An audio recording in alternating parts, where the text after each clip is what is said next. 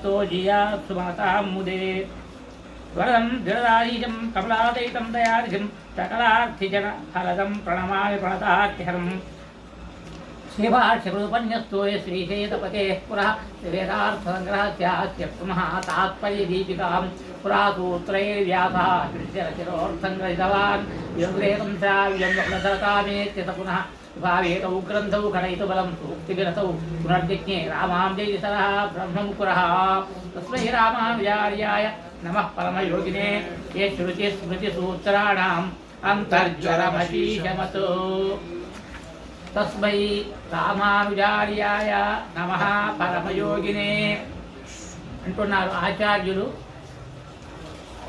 ఎవరు? సుదర్శన భట్టర్. దీనికి వేదార్థ సంగ్రహానికి వ్యాఖ్యానం రచించినటువంటి వారు, శ్రీభాష్యానికి కూడా కృతప్రకాశ వ్యాఖ్యానం రచించిన వారైనటువంటి సుదర్శన భట్టర్లు అనుగ్రహించినటువంటిది ఈ శ్లోకం. ఏమిటి? తస్మై రామానుజార్యాయ పరమయోగినే నమః. పరమయోగి అయినటువంటి ఆ రామానుజాచార్యులకు నేను నమస్కారం చేస్తున్నాను. పరమయోగినే, పరమయోగి అయిన రామానుజార్యాయ, రామానుజుల కొరకు నమః, నమస్కారం చేస్తున్నాను. ఎటువంటి వారు వారు అంటే యహ, ఆ స్వామి శృతి స్మృతి సూత్రాణం, శృతి అంటే వేదములకు, స్మృతులు అంటే ఏమిటిది? ఆ ఇతిహాసములు, పురాణములు, ఆగమములు మొదలైనటువంటి వాటిల్లో ఉండేటువంటి వాటికి ఉండేటువంటి అంతర్జ్వరం అంటే లోపల ఉండేటువంటి జ్వరం, బాహ్య జ్వరము, అంతరజ్వరము. అయ్యా నాయన అవేం చేద్దా, సంతోషం. క్షేమేనా? సుఖంగా వెళ్ళి వచ్చిండ్రా? అయితే కూర్చో. అంతర్జ్వరం అతీశమత్ అంటే బాహ్య జ్వరం ఏం చేస్తుంది అంటే తాత్కాలికంగా ఆయాస పెడుతుంది. అంతర్జ్వరం ఏం చేస్తుంది? లోపల లోపల లోపల లోపల కుమిలి కుమిలి కుమిలి దీర్ఘమైనటువంటి మహావ్యాధులకు దారితీస్తుంది. అంటే జీవితం శాంతం అవస్థపడేటువంటి మహావ్యాధులకు దారితీసేది అంతర్జ్వరం. అటువంటి ఆ అంతర్జ్వరాన్ని అంటే వేదములకు, శృతులకు, స్మృతులకు జ్వరం పట్టుకున్నదట ఇతర మతస్థులు చెప్పినటువంటి వ్యాఖ్యానముల చేత. ఆ అంతర్జ్వరాన్ని భగవద్ రామానుజులు తొలగించినారట. అది ఈ శ్లోకం యొక్క వైభవం. అంటే మనకు ఈ శ్లోకం యొక్క వైభవంతో తెలుస్తున్నది భగవద్ రామానుజుల యొక్క కృషి ఎంత గొప్పది అనేటువంటిది.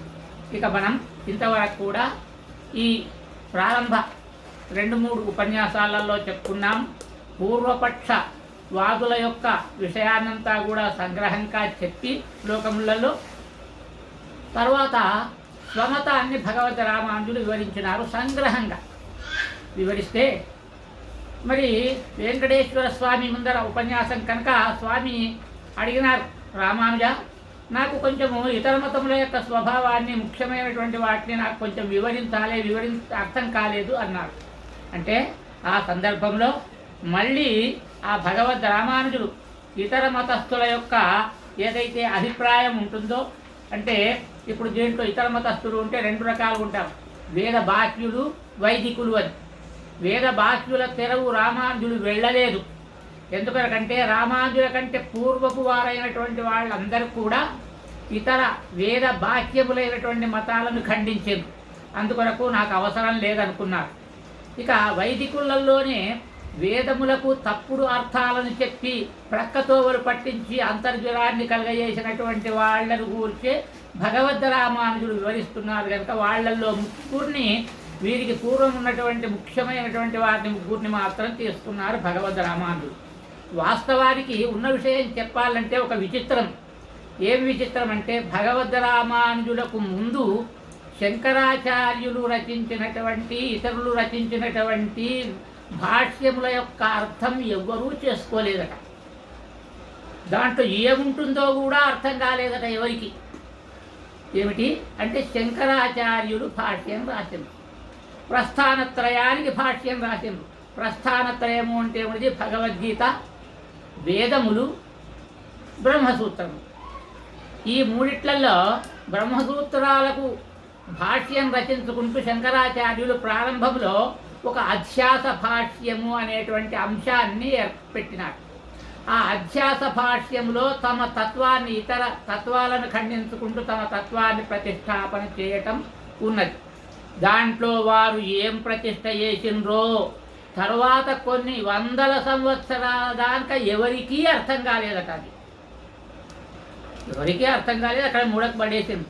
కానీ దాంట్లో ఉండేటువంటి ఆ అర్థం ఏమిటి అంటే వేద తత్వానికి శాంతం విరుద్ధమైంది. వేదానికి అర్థం చెప్పడం కానీ తత్వానికి విరుద్ధమైంది. దాన్ని మొట్టమొదలు భగవద్ రామానుజుడు వివరించవలసి వచ్చింది. దేన్ని అంటే శంకరాచార్యులు వివరించినటువంటి ఆ తత్వాన్ని, ఆ అధ్యాస భాష్యంలో ఉండేటువంటి తత్వాన్ని అంతా మొదలు వివరించవలసి వచ్చింది. అధ్యాస అంటే ఏమిటిది? ఉన్నదాన్ని లేదని చెప్పటం, లేని దాన్ని ఉన్నదని చెప్పటం. పోయింది.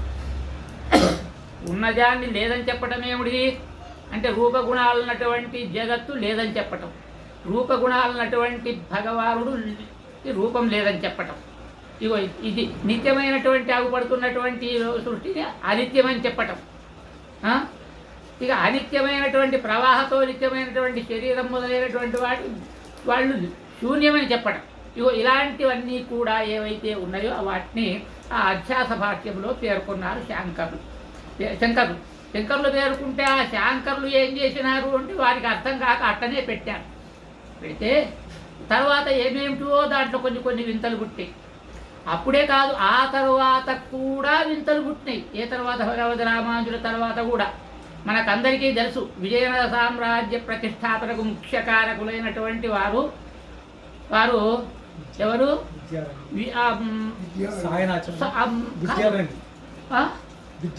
విద్యారణ్యులు. అయితే విద్యారణ్యులు దానికి భాష్యం రాసినారు. శంకర భాష్యానికి వ్యాఖ్యానం రాస్తే మళ్ళీ దాన్ని ఆయన శిష్యుడైనటువంటి సాయణాచార్యులే మళ్ళా ఖండించాడు. అంటే వీళ్ళిద్దరిలో కూడా అంటే ఆ సాయన భాష్యం గొప్పదా మరి లేకపోతే విద్యారణ్యుల భాష్యం వాస్తవమా, ఇది వాస్తవమా, అది సరిగా ఖండించిందా ఖండించలేదా? గురు శిష్యులే వారు ఇరువురు. ఎవరు? సాయణాచార్యులు మరి వీరికి విద్యారణ్యులకు శిష్యులే. అయినా కానీ వారికి వీరికి భేదాలు వచ్చినాయి. విద్యారణ్యుల యొక్క ఆ వ్యాఖ్యానాన్ని సాయణాచార్యులు ఖండిస్తే మరి దాన్ని ఎవరిది గొప్ప అని నిర్ణయం చేసి అందుకొరకు ఆ కాలంలో తగిన పండితులు వాళ్ళు ఎక్కడ దొరకలేదు ప్రపంచంలో. ఒక్క వేదాంత దేశకులు మాత్రమే దొరికిండ్రు. మన సంప్రదాయపు ఆ వేదాంత దేశకులకు ఇరువురి వాదనలు వినిపిస్తే తర్వాత తీర్మానం ఏం చేసిండ్రు అంటే వేదాంత దేశకులు ఎవడు విద్యారణ్య మహారణ్యం సాయణాచార్య అచ్చిన విద్యారణ్య మహారణ్యాన్ని సాయణాచార్యులు ఖండించిండ్రు. మొత్తం ఆ అరణ్యం తీరు ఉన్నదన్నట్టు అది విద్యారణ్యులు రాసినటువంటి ఆ వ్యాఖ్యానం. ఆ అరణ్యాన్ని వీరు ఖండించిండ్రు అని. మరి ఆ దాన్ని దీన్ని కలిపి మన భగవద్ రామానుజులు మరి ఖండించిండ్రు. వీరి యొక్క బ్రహ్మసూత్ర భాష్యం వ్యాఖ్యానం చేసుకుంటూ వారు ప్రారంభంలో ఈ శాంకర మతాన్ని అక్కడ ఖండించారు. అదే ప్రకారంగా దాన్నే ఇక్కడ కూడా ఖండించింది. అక్కడ ఖండించిన పద్ధతికి ఇక్కడ ఖండించినటువంటి పద్ధతికి కొంచెం తేడా ఉన్నది. ఇదేమో విద్యలను పట్టుకొని విద్యతో సాధించటం ఇది, అదేమో కేవలం తత్వాన్ని పట్టుకొని తత్వాన్ని సాధించటం అక్కడ. బ్రహ్మసూత్ర భాష్యంలో ఖండించిందేమో తత్వం ద్వారా తత్వాన్ని పట్టుకొని ఖండించడం, ఇక్కడనేమో వేద విద్యలను పట్టుకొని ఖండించడం. అయితే వీరికి ఎవరికి శాంకరులకు వేద విద్యలలో ప్రధానమైన విద్య ఏది అంటే సద్విద్య. ఆ సద్విద్య ఎక్కడ ఉన్నది అంటే ఉపనిషత్తులలో ఉన్నది. వేదాంతములనే ఉపనిషత్తులు అంటారు. ఆ వేదాంతములలో ఉపనిషత్తులలో ఉన్నది. ఏ ఉపనిషత్తులలో ఉన్నది మీరందరూ దీన్ని అవసరపడితే నోట్ చేసుకోవచ్చు. నేను కొంచెం నిదానంగానే చెప్పకపోతున్నా మీకు అర్థమయ్యేటందుకొరకు. ఇది ఛాందోగ్యోపనిషత్తులో ఉన్నది. ఛాందోగ్య ఉపనిషత్తు సద్విద్య. ఆ ఛాందోగ్యోపనిషత్తులో ఇది షష్ఠ ప్రపాఠకము అని ప్రపాఠకాలని ఉంటాయి, విభాగాలు దాంట్లో ఛాందోగ్యోపనిషత్తులో. ఛాందోగ్యోపనిషత్తు అనేటువంటిది ఏ వేదానికి అంతము అంటే సామవేదానికి అంతం. ఇది సామవేదంలో ఉండేటువంటి చివరి ఉపనిషత్తు. చివరికి కొన్ని ఉపనిషత్తులు ఉంటాయి. ఉపనిషత్తులు చాలా ఉన్నాయండి, 1000 పైన ఉన్నాయి. వాటిల్లో ముఖ్యమైనవి 108 ఉపనిషత్తులు. 108 ఉపనిషత్తులలో ఇదొకటి, ఏది ఛాందోగ్యం. కానీ మరి పెద్దలందరూ కూడా ఈ ఉపనిషత్తులలో కూడా ఒక పద్ధతిని మాత్రమే ముఖ్యంగా తీసుకున్నారు. ఈశ కేన కట్ట ప్రశ్న ముండ మాండూక్య ఇత్తిరి చాందోగ్యం బృహదారణ్యం అనేటువంటివి ఏమిటివి?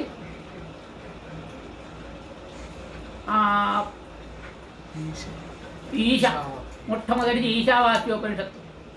ఈశ కేన కేనోపనిషత్తు. కఠోపనిషత్తు. ఈశ కేన కఠ ప్రశ్న. ఈశ కేన కఠ ప్రశ్న ముండ మాండూక్య తిత్తిరి తైత్తిరియ తిత్తిరి ముండ మాండూక్య తిత్తిరి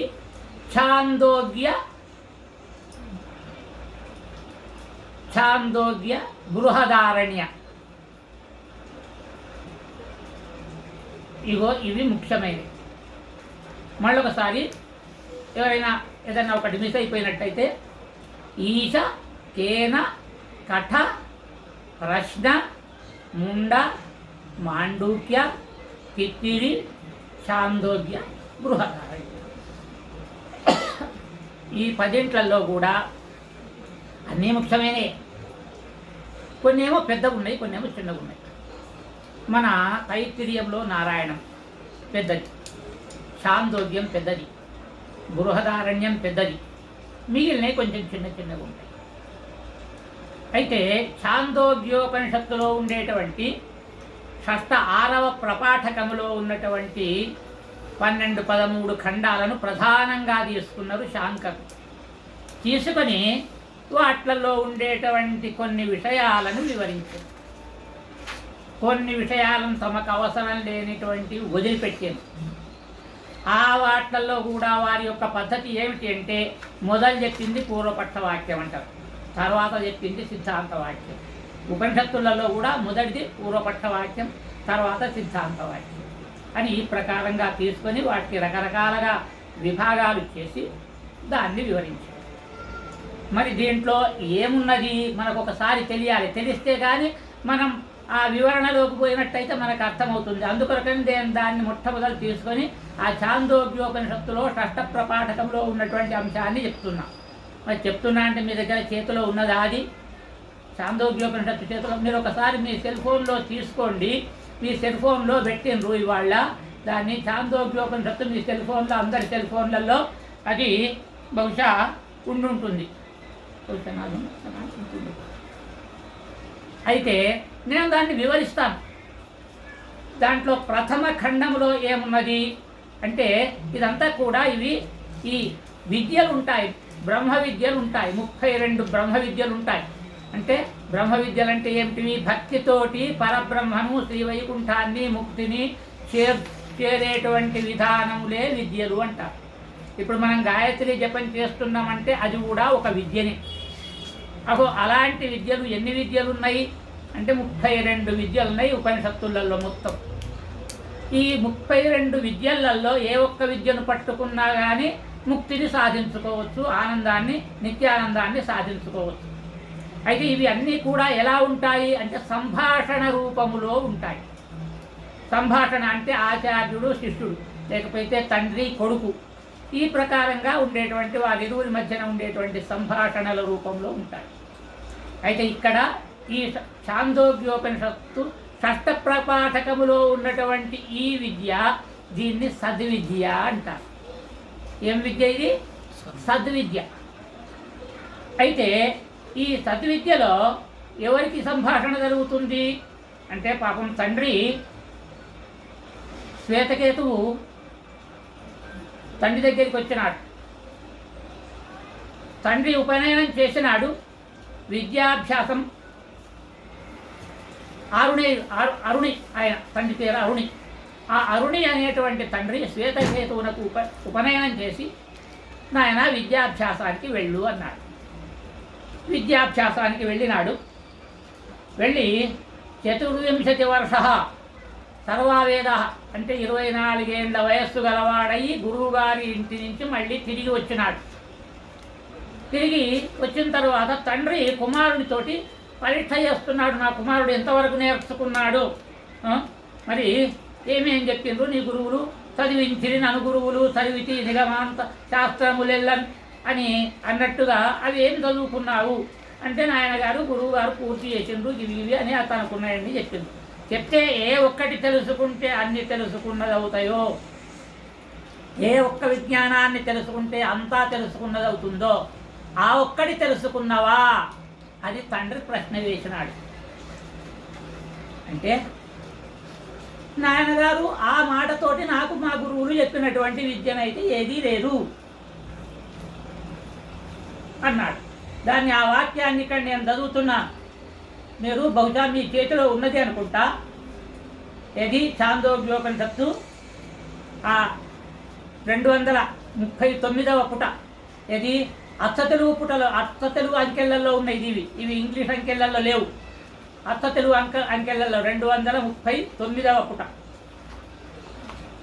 శ్వేతకేతువుతోటి ఆరుని అంటున్నాడు.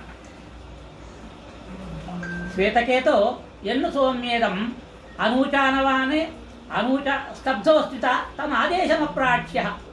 అనూచానమాని మూగవాణి తీరుగా ఏమాత్రం తెలియనటువంటి అమాయకుని తీరుగా ఉన్నావు. స్తబ్ధోసి స్తబ్ధుని వలె ఉన్నావు. ఉత తమాదేశమప్రాచ్య ఆ ఆదేశాన్ని నీవు విన్నావా? ఏ ఆదేశము అంటే ఏనాశ్రుతం శృతం భవతి అమతం మతం అవిజ్ఞాతం విజ్ఞాతం స్యాత్ వాచారంభణం వికారో నామదేశం అని చెప్పి ప్రారంభం చేసినాడు. 239.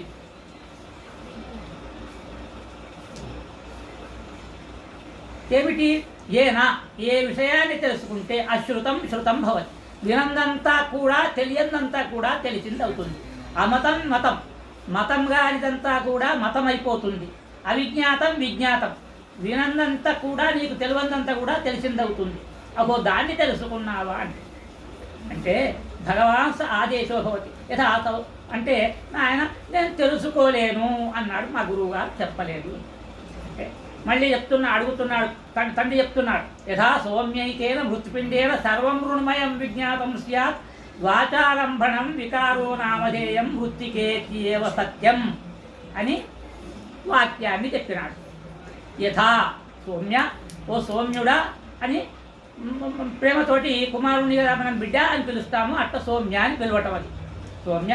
యథా ఏకేన మృత్పిండేన సర్వం మృణ్మయం విజ్ఞాతం స్యాత్ అంటే కుమ్మడివాడి ఇంటి ముందరికి పోయినట్టయితే మనకు అన్ని కుండ బాణ కడుగుంత ఆ కంచుడు అనేటువంటివి ఎన్నో దొరుకుతాయి, అగుపడుతుంటాయి. మరి వీటిలన్నిట్లలో మనం చూస్తే మూల సూత్రంగా ఏం కనపడుతుంది? సర్వం మృణ్మయం విజ్ఞాతం స్యాత్. సర్వం అంతా కూడా మృణ్మయం మృత్తికామయంగా మట్టిమయంగా కనపడతాయి అవన్నీ. అంటే మనకు మీదికి చూడ ఒకటి కుండ తీరుగా ఉన్నది, ఒకటి దాని మీద పెట్టేటువంటి మూత తీరుగా ఉన్నది, ఒకటి ఎసల తీరుగా ఉన్నది, ఒకటి బాణ తీరుగా ఉన్నది, ఒకటి కడుగుంత తీరుగా ఉన్నది, ఒకటి గురిగి తీరుగా ఉన్నది, ఒకటి ఏమో కుండ తీరుగా ఉన్నది. ఇన్ని రకాలుగా ఉన్నా ఇది దేనితోటి తయారైంది అంటే చూడంగానే మనం అనుకుంటాం తెలిసిన వాళ్ళం మట్టితోటి తయారైంది అంటాం. అంటే వీటికన్నిటికి కూడా మూల కారణం ఏమిటి? మట్టి. అంటే మట్టి దాని వ్యవస్థ మనకు తెలిసినట్టయితే దాని యొక్క ఆ వస్తువులన్నిటి యొక్క స్వరూపము లక్షణాలు వాటి ఉపయోగం కూడా మనకు తెలుస్తుంది అని దీనిలో ఉండే విశేషం. యథా ఎట్లయితే సౌమ్య ఓ సౌమ్యుడా ఏకేన మృత్పిండేన ఒకే ఒక మృత్పిండముతోటి సర్వం మృణ్మయం అంత మట్టితోటి చేయబడిన సామాను అంతా కూడా విజ్ఞాతం స్యాత్ తెలుసుకొనబడుతుంది. అందుచేత వాచారంభణం వికారో నామధేయం వాక్కుతోటి మనం భేదాలు చెప్తున్నాం, మాటలతోటి ఇది కుండ బాణ ముక్కుడు కడుముంత అని చెప్తున్నాం. కానీ వికారో నామధేయం వికారాలకే పేర్లు పెడుతున్నాం మనం. కానీ దాంట్లో ఉండేటువంటి మృత్తిక అనేటువంటిది వీటికన్నిటికి కారణమైంది. మృత్తిక లేకపోతే వీటికి స్వరూపం లేదు అన్నాడు. అందుచేత ఒక్కదాన్ని తెలుసుకున్నట్టయితే యథా సౌమ్య అదే ప్రకారంగా ఇంకొక కొన్ని ఉదాహరణలు కూడా అది తీసుకున్నాడు. యథా సౌమ్య ఏకేన లోహమణిన సర్వం లోహమయం విజ్ఞాతం స్యాత్ వాచారంభణం వికారో నామధేయం లోహవిత్యేవ సత్యం. లోహమణిన అంటే ఇనుప ముద్ద. ఒక్క ఇనుప ముద్ద మనకు తెలిసినట్టయితే లోహమణిన సర్వం లోహమయం అన్ని లోహంతో చేయబడినటువంటి సూది దగ్గర నుంచి దబ్బనం దగ్గర నుంచి ఏది గడ్డపార గొడ్డది పాత్రలు మట్టి ఏది మన ఇనుప పాత్రలు మొదలైనటువంటి ఏవేవి మనం సాధనాలు ఉపయోగించుకుంటాము అవన్నీ కూడా తెలుస్తాయి. లోహమయం విజ్ఞాతం స్యాత్ తెలుసుకోబడుతుంది. అందుచేత వాచారంభణం మీదికి ఉండేటువంటి ఆ రూపాలకే పేర్లు కానీ వాస్తవానికి అసలు నామధేయంలో లోహమిత్యేవ సత్యం, లోహమనేదే దానికి ముఖ్య కారణము అంటున్నాడు. అదే ప్రకారంగా ఇంకొక ఉదాహరణ చూపిస్తున్నాడు. యథా సౌమ్యేన నఖనికుంతనేన సర్వం కార్ష్ణాయసం విజ్ఞాతం స్యాత్ వాచారంభణం వికారో నామధేయం కృష్ణాయసం ఇత్యేవ సత్యం. దాంట్లో కూడా మొదటిదేమో లోహం అన్నాడు. లోహం అంటే ఏమిటి? అనేక రకాల లోహాలు అని చెప్పుకోవచ్చు. ఒక్కొక్క లోహంతో ఇప్పుడు ఇత్తడి ఉన్నది, ఇత్తడితో అనేక పదార్థాలు తయారవుతాయి. బంగారంతో అనేక బంగారు పదార్థాలు తయారవుతాయి, ఆభరణాలు ఇట్లా. మరి దీంట్లోనేమో సౌమ్యకి నఖని కుంతనేనా అని తీసుకున్నాడు. నఖ అంటే గోళ్లను తీసుకునేటువంటి ఒక చిన్న మన ఇది గోరుగల్లు అంటారు. ఇది ఎక్కడ వాళ్ళ ఇది మన క్షురకులు క్షౌరం చేసేటువంటి వాళ్ళ యొక్క పెట్టెలో ఉంటుంది ఒక రకమైనటువంటి గోళ్ళను తీసుకునేటువంటి సాధనం, గోరుగల్లు అంటారు దాన్ని. అయితే మనం ఏమంటాము, వాళ్ళ దగ్గర ఉండేటువంటి దాన్ని కిట్ అంటాం. అది మన మంగళి వాళ్ళ దగ్గర ఉండేటువంటి ఆ సాధనముల యొక్క పెట్టెను కిట్ అంటాం. ఆ పెట్టెలో ఉండేటువంటి వాటిల్లో గోరుగల్లు ఒకటి. ఆ గోరుగల్లు అంటే ఒక ఇనుప ముక్క. ఆ ఇనుప ముక్కలో ఉండేటువంటి ఇనుప ముక్క వంటివన్నీ అనేక సాధనాలు ఉంటాయి కదా, కత్తిరామ మొదలైనటువంటివి. వీటికన్నిటికి కూడా కారణమేమిటిది? కార్ష్ణాయసం, ఆ నల్లటి రంగులో ఉండేటువంటి ఇనుప పదార్థమే కారణం. దానికి ఈ మార్పులను బట్టి, మార్పుల అవసరాన్ని బట్టి, వస్తువు యొక్క ఉపయోగాన్ని బట్టి పేరు మారింది. కానీ వీటికన్నిటికి కారణం కార్ష్ణాయసమిత్యేవ సత్యం. ఏవం సౌమ్య ఆదేశో భవతి. సౌమ్య ఇగో ఈ ప్రకారంగా ఆ ఆదేశం ఉంటుంది. ఆదేశం అంటే ఏమిటి? ఆదేశం అంటే ప్రశాసనం. ఆదేశం అనే మాత్రం బాగా జ్ఞాపకం ఉంచుకోండి మీరు, ఇది మాటి మాటికి వస్తుంటుంది. ఆదేశం అంటే ప్రశాసనం. ఆదేశం అంటే మిగిలిన వాళ్ళు గురువు శిష్యుడికి చెప్పినటువంటి పాఠము అని రామానుజుల కంటే మొదటి వాళ్ళు ఆచార్యులు అర్థం చెప్పింది. గురువు గారు శిష్యునికి చెప్పినటువంటి పాఠము అని. కానీ భగవద్ రామానుజులు ఆదేశం అనే దానికి ప్రశాసనం అంటే ఆజ్ఞ అనేటువంటి అర్థం వచ్చేటువంటి పదాన్ని ఉపయోగించినారు. ప్రశాసనం, ఆదేశం నోట్ చేసుకోండి మీరు, యాదపట్టుకోకుండా దాన్ని జ్ఞాపకం ఉంచుకోవాలంటే. ఆదేశం అంటే ప్రశాసనం. ప్రశాసనం అంటే ఏమిటిది? భగవదాజ్ఞ అనుకోవచ్చు. శాస్త్రానికి తిరుగు ఉండదు. శాస్త్రం అంటే ఏమిటి? అది అపౌరుషేయం, మన మాటలతోటి మారేటువంటిది కాదు, మార్పు చేసేటువంటిది కాదు. ఏమిటి శాస్త్రం యొక్క వాక్యం ఎట్లా ఉంటుంది అంటే, నాయన ఇగో ఇది కత్తి, దీంతో కాయగూరలు తరుక్కోవచ్చు, మిడకాయలు తరుక్కోవచ్చు. కాయగూరలు తరుక్కుంటే బాగుపడతావు, మిడకాయలు తరుక్కుంటే నీవు కష్టపడతావు, అప్రతిష్ట పాలవుతావు. మరి చేసుకునేవాని ఇష్టం ఏం చేసుకుంటాడంటే, మిరకాయలు నరుకుతా అంటే భ్రష్టుడవుతాడు. అదే కాయగూరలు తరుక్కొని దాన్ని ఉపయోగించుకుంటాడు, బాగుపడతాడు. ఇదే ప్రకారంగా ఈ కాలంలో వచ్చేటువంటి ఆధునికమైనటువంటి ఆయుధాల దానిక కూడా వస్తు పరిమాణాలు మనం లెక్కించుకోవచ్చు. వాటిని సద్వినియోగం చేసుకోవటంలో అంటే ఈ ప్రకారంగా శాస్త్రం మనకు శాసిస్తుంది. నువ్వు సద్వినియోగం చేసుకుంటావా బాగుపడతావు, చెడుగా ఉపయోగించుకుంటావా చెడిపోతావు. ఇదిగో చెట్లు సూర్యుని వైపు పెరుగుతాయి, చెట్ల యొక్క వేర్లు భూమిలో నీళ్ల వైపు పెరుగుతాయి. దీన్ని ఏ పార్లమెంట్లోనో అసెంబ్లీలోనో పెట్టి అందరూ పాస్ చేసిండ్రు అనుకోండి, రేపటి నుంచి చెట్లు తలక్రిందుల మొలవాలి, భూమిలోకి కొమ్మలు పెరగాలి, ఆకాశానికి వేర్లు పెరగాలి అని వాళ్ళు శాసనం చేసినా అవి మారవు. శాస్త్రం అనేది మారకుండా ఉంటుంది. అందుకొరకే వాటిని అపౌరుషేయంలో అంటారు. ఎప్పుడైనా అపౌరుషేయాలు అంటే మన ఇది లోకం చెప్పేటువంటి వాదనను మీరు ఖండించేటువంటి సిద్ధంగా ఉండదు. ఎందుకంటే అందరూ ఏమంటారు, ఇవి దేవుడు రాసిందట, మనుషులు రాయలేదట, అందుచేత అపౌరుషేయాలు అని. అపౌరుషేయాలు అంటే అర్థం అది కాదు. భగవద్ రామానుజులు నిర్వచించింది ఆ ప్రకారంగా చేయలేదు. అపౌరుషేయాలు అంటే ఏమిటి? మన పురుషుల చేత మార్చరానటువంటి సృష్టి రహస్య చర్యలు, నిర్వచనాలు. ఈ నిర్వచనాలు తీరుగానే ఉంటాయి, కానీ మనం మార్చితే అవి మారవు. సూర్యుని వైపే చెట్లు పెరుగుతాయి, సూర్యుడికి కాంతి ఉంటుంది అని అంటాం. మరి సూర్యుడి కాంతి లేకుండా మనం చేయగలమా? చెప్పగలమా? చెప్పలేము. ఇది సహజమైన లక్షణం. ఇలాంటి నిర్వచనాలే ఏమిటి? అపౌరుషేయాలు. ఇవే వేదవాక్యాలు అన్నట్టు. అందుచేత ఇట్లాంటి వాక్యాలన్నీ కూడా చెబుతూ వచ్చి ఇంకా ఏం చేసినాడు ఈ తండ్రి ఆరుని తన యొక్క కుమారునికి అంటే ఇంకా కొన్ని ఉదాహరణలు చెప్పినాడు. ఏమిటి అంటే ఈ సృష్టి ఎలా పుట్టింది అనే దాన్ని కూడా వివరించిండు. అంటే మరి చెప్పాలి కదా, కుండలు అని చెప్పి కుండలకన్నిటికీ మట్టి కారణం అన్నాడు కదా. మట్టి నుండి కుండలు ఎలా వచ్చినాయి, ఇవన్నీ ఎట్లొచ్చినాయి అంటే మొదలు మట్టిని పొడిగా తీసుకొచ్చింది. ఆ తీసుకొచ్చిన మట్టిని ఏం చేసినాడు? తెల్లవారి ఇంకా చూర్ణం, సన్నటి చూర్ణం చేసినాడు. ఇంకా దాన్ని ఏం చేసినాడు? జల్లెడబట్టినాడు. జల్లెడబట్టిన తర్వాత పెద్ద పెద్ద రాళ్ళు అవి ఏవైతే ఉంటాయో అవన్నీ తీసేసినాడు. గల్లరాళ్ళు అన్నీ తీసేసిన తర్వాత దాన్ని నీటితోటి తడిపినాడు. ముద్ద చేసినాడు. మెత్తగా దాన్ని రుబ్బినట్టు చేసినాడు. చాలా మెత్తగా చేసినాడు, వెన్న తీరుగా. అట్లా చేసిన తర్వాత సారె మీద పెట్టినాడు. అంటే ఏమిటి? కుండలు చేసేటువంటి ఆ గుండ్రటి చక్రంతో కూడా ఉండే సాధనం ఉంటుంది. అది నేల మీద తిరుగుతూ ఉంటుంది. దాని మీద ఆ ముద్దను దాని మీద పెట్టి ఆ తగిన ఆకారాలను పొందించాలి అన్నట్టు. చేతితోటే చేస్తాడు, లేకపోతే ఏదైనా గిర్రతోటి ఉండేటువంటి చెక్క సాధనాలు ఉంటాయి. ఆ సాధనాలతోటి ఎవరు కుమ్మరి ఆ కుండలను చేస్తాడు. ఆ సారెను చక్రాన్ని తిప్పుతుంటే చక్రం తిరుగుతుంటుంది, దాని మీద ఉన్న మట్టి ముద్ద తిరుగుతూ ఉంటుంది. దాన్ని చేతితోటి అదుముకుంటూ ఆ కుండలను చేస్తారు.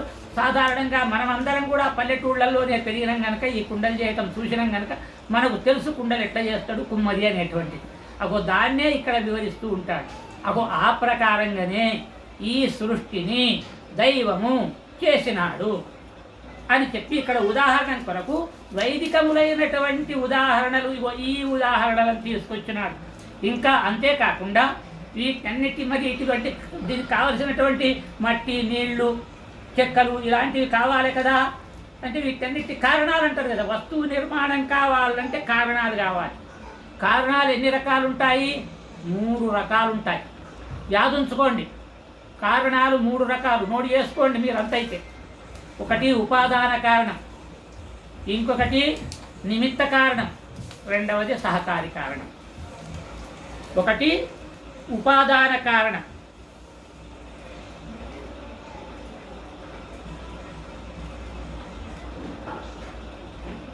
కుండకు మట్టి వలె.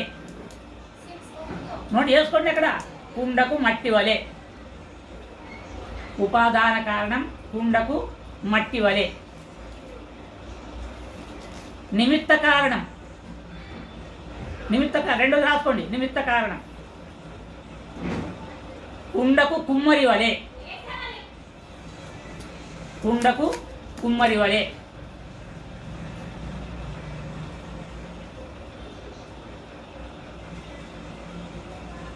సహకారి కారణం అంటే సహాయంగా ఉండేటువంటి ఇతర సాధనాలు. సారే, కర్ర, చెక్క మొదలైనటువంటి. సారే తిప్పాలి, ఓ కర్ర కావాలి, ఓ చెక్క కావాలి, మళ్ళీ ఆ కుండలో సాఫ్గా అంతలను చెక్కటందుకు, దాన్ని మునుపు చేసేటందుకు, ఇట్లా కొట్టేటందుకు చెక్కతోటి కొట్టుకుంటూ సాఫ్ చేస్తారు. ఇలాంటివన్నీ కూడా. అయితే ఈ ప్రకారంగా కుమ్మరి ఒక కారణమైంది, ఆయన నిమిత్త కారణమైంది. అంటే నేను నా కొరకు దీన్ని చేసుకుంటున్నాను, తాను ఉపయోగించుకోనిగాక ఉపయోగించుకోకపోనిగాక ఇంకెవరికన్నా ఇయ్యనిగాక అమ్ముకోనిగాక కుమ్మరి చేస్తున్నాడు. ఆ యజమానిని నిమిత్త కారణం అంటారు.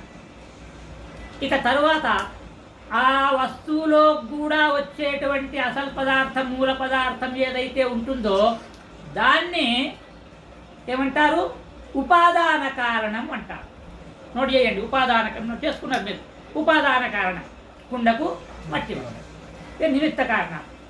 ఈ 3 ఉంటాయి లౌకికంలో అయినటువంటి మన ఈ కార్యాలలో మనం చూస్తాం. ఏ ఒక్క వస్తు సాధనానికైనా దాన్ని తయారు చేసే నిర్మాత ఉంటాడు. దాన్ని అయితే ఇక్కడ విషయం ఏమిటి అంటే లౌకికంలో ఉపాదానం వేరే ఉంటుంది, నిమిత్తం వేరే ఉంటుంది, సహకారులు వేరే వేరే ఉంటాయి.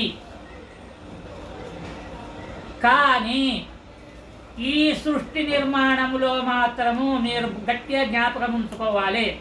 ఉపాదానము, నిమిత్తము, సహకారి అన్నీ శ్రీమన్నారాయణుడే, దైవమే, పరబ్రహ్మయే. ఇది గట్టిగా జ్ఞాపకం ఉంచుకోవాలి. ఉపాదానము, నిమిత్తము, సహకారి అన్నీ సర్వేశ్వరుడు.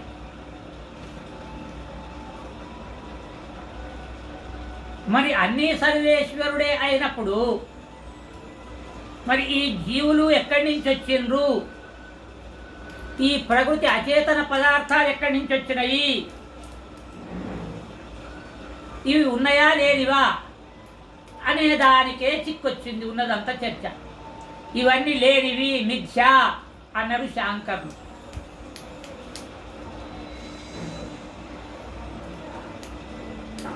మరి మన భగవద్రామానుజులు ఏమన్నారు అంటే ఇవన్నీ ఉన్నాయే. ఎలా ఉన్నాయి అంటే పరబ్రహ్మకు శరీరంగా ఉన్నవి. ఆయనకు ఇది శరీరం ప్రకారం, వీటిని విడిచి ఆయన లేడు. అంటే మనకు మన ఈ శరీరం ఎలా ఉన్నదో ఆయనకు ఈ ప్రకృతి జీవులు శరీరంగా ఉన్నవి అని ఈ వైదిక ప్రమాణములతోటే వివరించారు. దాన్నే ఇక్కడ ఏమంటారు, మరి ఈ సృష్టి ఎట్లా ఏర్పడ్డది, నాకు ఇది అర్థం కాలేదు అని తండ్రి అడిగినాడు. తండ్రిని అడిగినాడు కుమారుడు శ్వేతకేతు. అడిగితే తండ్రి చెప్తున్నాడు, ఇది తృతీయ ఖండంలో మీకు దొరుకుతుంది. ఏమని? సేయం దేవత ఇచ్చత. మొట్టమొదలు ఏం చెప్పిండు? రెండవ దాంట్లో సదేవ సౌమ్యేదమగ్ర ఆసీత్ ఏకమేవా ద్వితీయం అన్నాడు. ఇది ద్వితీయ ఖండంలో. అంటే ఓ పరదేవత ఒకటి మాత్రమే ఉన్నది, అంతకు మించి వేరే ఏమి లేదు అని చెప్పిండు. చెప్పిన తర్వాత దీన్నే అన్ని మతస్థుల వాళ్ళు ప్రధానంగా పట్టుకున్నారు. సదేవ సౌమ్యేదమగ్ర ఆసీత్ అనేది.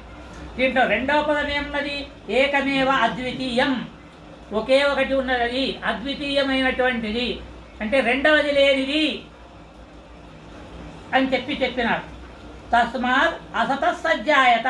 తస్మాత్ దాని నుండి, అసత లేని దాని నుండి, సజ్జాయత సత్ ఉన్నది పుట్టింది. సత్ అంటే ఉన్నది, అసత అంటే లేని దాని నుంచి ఉన్నది పుట్టింది. అంటే లేని దాని నుంచి ఉన్నది పుట్టించే దానికి దీనికి లేని దాని నుంచి ఉన్నది పుట్టడం ఎట్లుంటుంది? లేనిది లేనిదే అన్నాడు శాంకర్. లేని దాని నుంచి ఉన్నది పుట్టినది అంటే సత్యంచ అమృతంచ సత్యమభవతి. ఇంకో చోటికి పోతాం, అక్కడ కూడా ఇదే మాట ఉన్నది. అంటే ఉన్నదాని నుంచి పుట్టింది లేనిది ఎట్లవుతుంది? ఉన్నదాని నుంచి పుట్టింది ఉన్నదవుతుంది.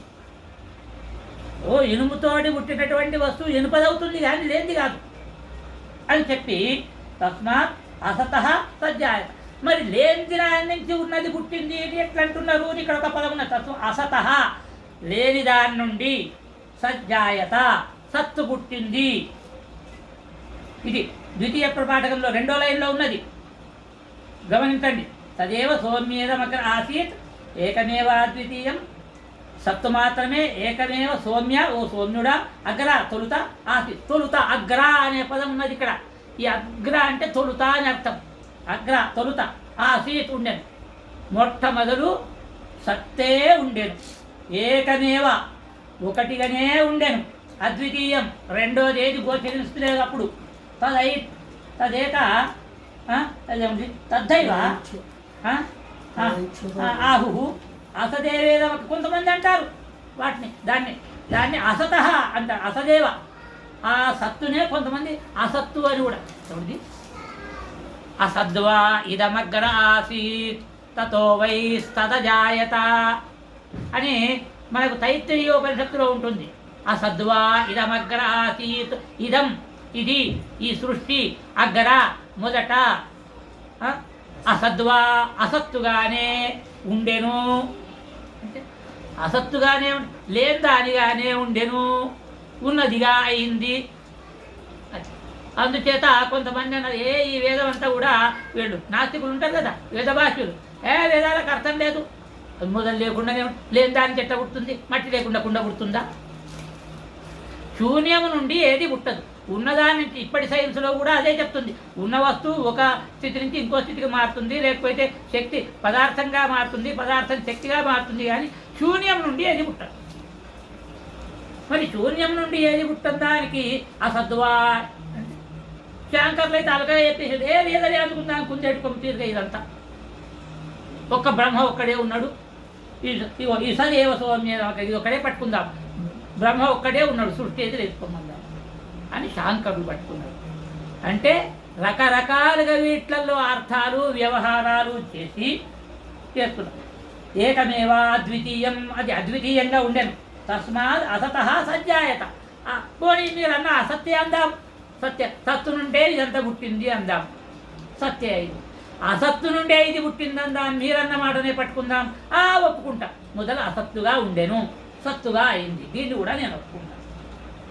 సజ్జాయతేతి సత్వైవ సౌమ్యేదమగ్రాసీదే తదైక్షత, అది సంకల్పించింది. మొదలు అసత్తుగా ఉన్నటువంటిదే కావచ్చు, సత్తుగా ఉన్నటువంటిదే కావచ్చు, అది ఉండే అసత్తుగానే కావచ్చు, ఉండే అన్నప్పుడే అర్థం బాగా గమనించండి. ఉండే అని దేన్ని అంటారు? దాన్ని అంటారా? అందుకని అది అసత్తుగానే ఉండిండొచ్చు, కానీ అది ఏం చేసింది? బహుశ్యాం తదైక్షత బహుశ్యాం ప్రజాయేతి.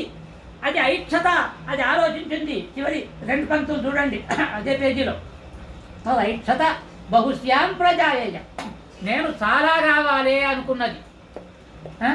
తేజో అసృజత, అది ఏం చేసింది? తేజస్సును సృష్టి చేసింది. తేజ ఐక్షత బహుశ్యాం, ఆ తేజస్సు మళ్ళీ ఆలోచించింది నేను చాలా కావాలి అని చెప్పి.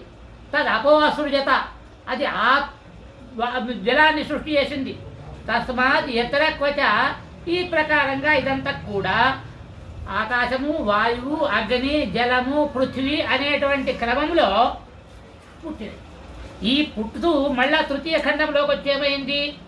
3 ఏవ బీజాని అన్నట్టు అండజం, జీవజం, ఉద్విజం. ఇది అండములతోటి గుడ్లతోటి పుట్టేటువంటివి, జీవజం జంతువులతోటి పుట్టేటివి, అంటే సంతానంగా తమ వంటి వాటినే పుట్టించేటువంటి జీవరాశులు. ఉద్విజం అంటే నేల మీద ఉంచేటువంటి చెట్టు చేమ.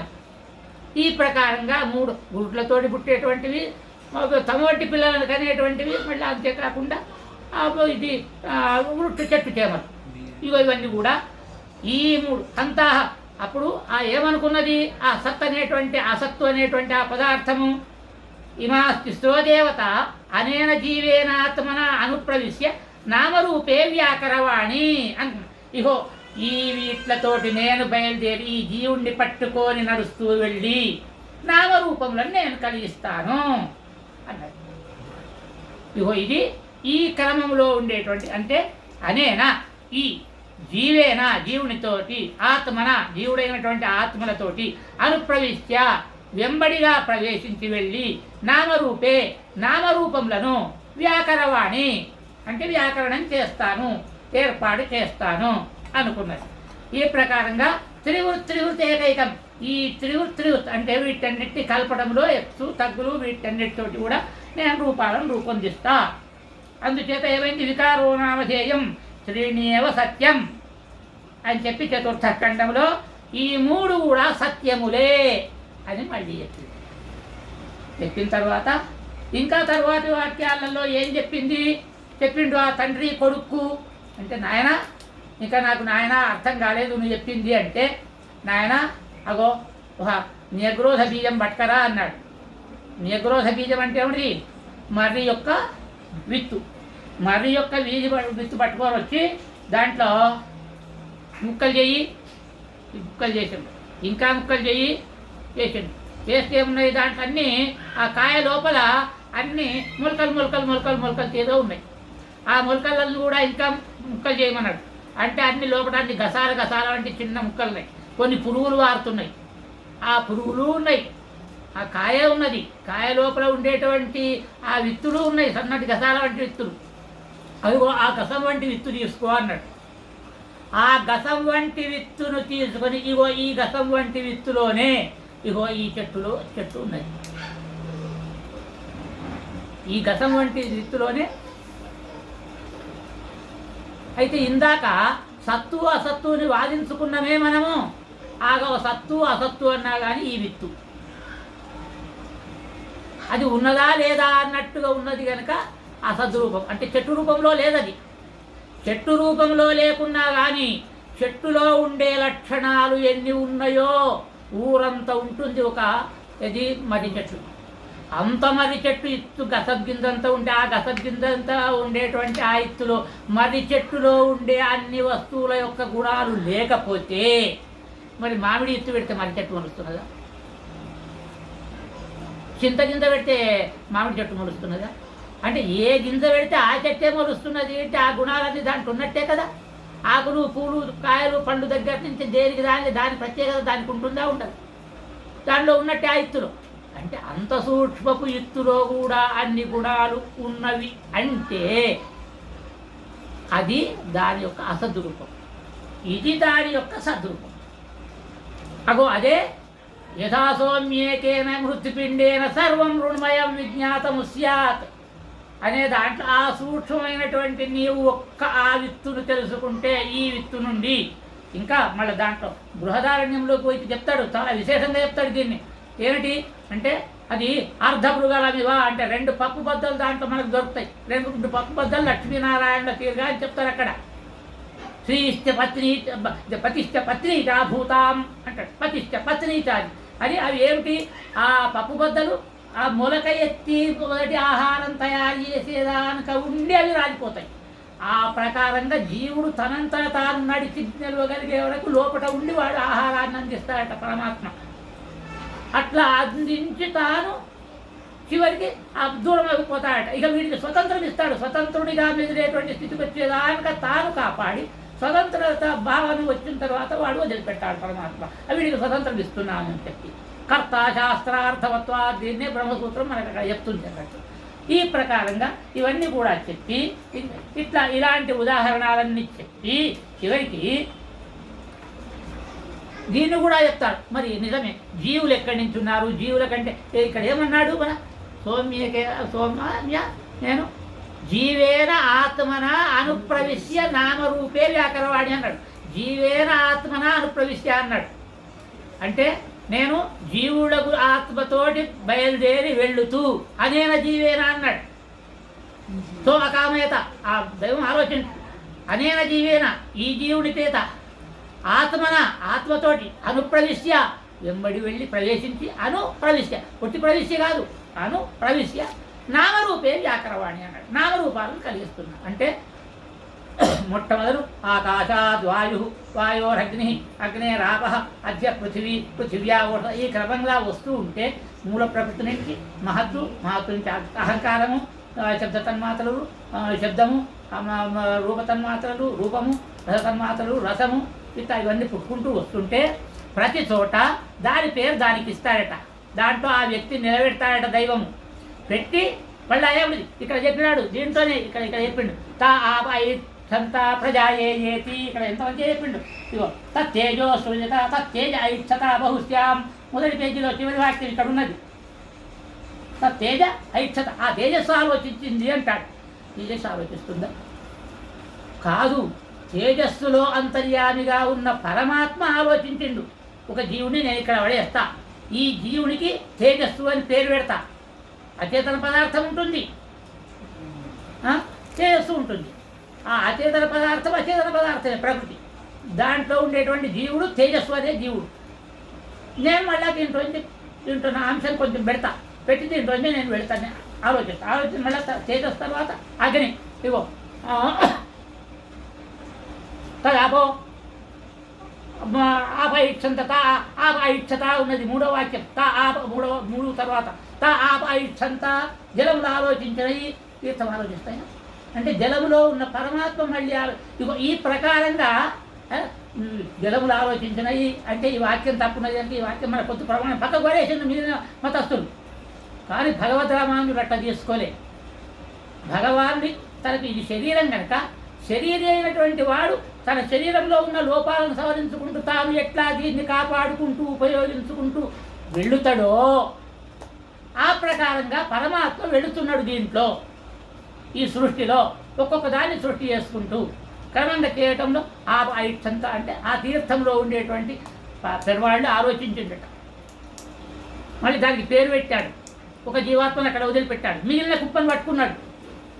పట్టుకొని మళ్ళీ తర్వాత ఇంకో దానికి ఆలోచించాడు. ఇట్లా ఈ ప్రకారంగా ఆకాశం, వాయువు, అగ్ని, పృథివీ, ఓషధయ, ఓషధీక్ష, అన్నం, వీటిలలో ఏ దశలలో ఎంతెంతసేపు ఆవాల్లో ఆగుకుంటూ తాను క్రమంగా తీసుకొచ్చి మళ్ళా శుక్రముతో స్త్రీ యోషిత్ వాళ్ళ సంయోగంతో మళ్ళీ జీవుడు.